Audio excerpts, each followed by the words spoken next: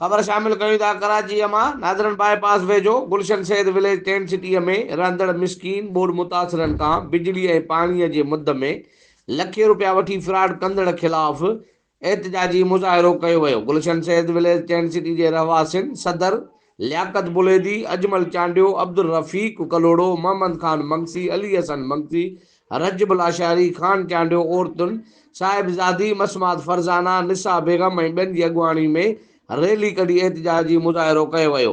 मुज़ाहिरीन एसास news सां वधीक ॻाल्हाईंदे चयो त किन खां 4,000 वरितई, कंहिंखां 5,000 वरितई, कंहिंखां कीअं सॼे ॻोठ खां फोड़ी वरितई त मां तव्हांखे बिजली हणाए ॾींदुसि ऐं मां तव्हांखे पाणीअ जो सिस्टम कंदुमि। अहिड़ो कुझु हमीद छछर जी हा सो उहो अहिड़ो सिस्टम कुझु बि न कयईं। असां साईं खे दांह खणी आयासीं त साईं असां ज़ुल्म कयो अथई, असांखां पैसा बि वरिता अथई, जेको असांखे वाइदो कयईं उहो बि पूरो न कयो अथई।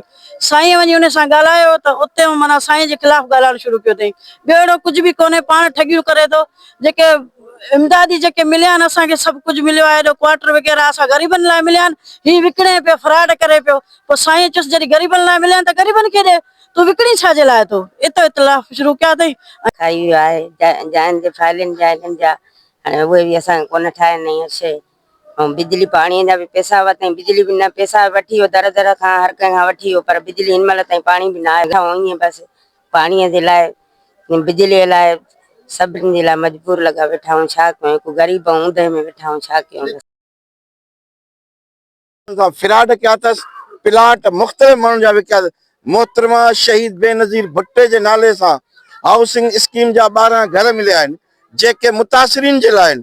ही उहो फी घर 8 लख में विकिणे पियो, जंहिं ते असां ऐं साईं अहमद अली शाह काज़मी हिनखे रोकियो ऐं रोकण खां पोइ ही हिन जे ख़िलाफ़ थी वियो ऐं मुंहिंजे ख़िलाफ़ हिन ईस्ट प्रेस क्लब में प्रेस कॉन्फ्रेंस कई त लियाकत लैंड ग्रेबर आहे, फिलहान आहे। लेकिन मां त सभिनी माण्हुनि सां गॾु बीठो आहियां, ॻोठ वारनि सां गॾु बीठो आहियां ऐं 24 घंटा हिननि सां गॾु आहियां। इहे कूड़ा इल्ज़ाम असां ते हणे थो ऐं किरदार कशी करे थो। असां हिन जे ख़िलाफ़ कानूनी कार्रवाई कंदासीं ऐं हरजाने जा नोटिस मोकिलंदासीं त जीअं असांजे इज़त खे जेको ठेस पहुतो आहे। सैयद अहमद अली शाह हिकिड़ो रूहानी शख़्सियत आहे जेको ग़रीबनि जो हमदर्द आहे। हिते मां हिन शइ जो गवाह आहियां त 2000 प्लाट सिंधी माण्हुनि खे मुफ़्त में ॾिना अथसि, कंहिंखां बि पैसो कोन वरितो अथसि, पैसो कोन वरितो अथसि। हे कूड़ो आहे, हिकिड़ो दलाल आहे, ॿियनि माण्हुनि जे मुख़्तलिफ़ माण्हुनि जे एजेंडा ते कमु करे थो।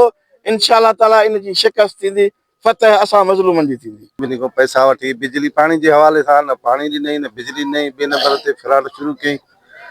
कूड़ा इल्ज़ाम आणी हाणे असांजे मथां कूड़ा इल्ज़ाम आणी शुरू कई, हिनखे ज़ेर दस्त कयां त माना हे लैमची वञनि।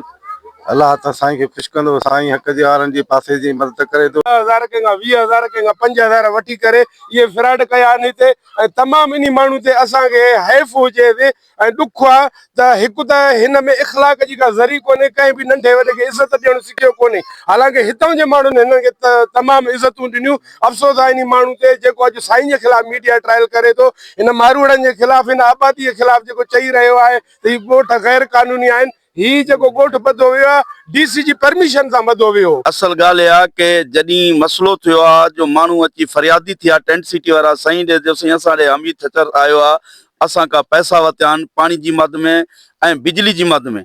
कहीं का 50,000, कहीं का 20,000, कहीं का 5,000, कहीं का 10,000।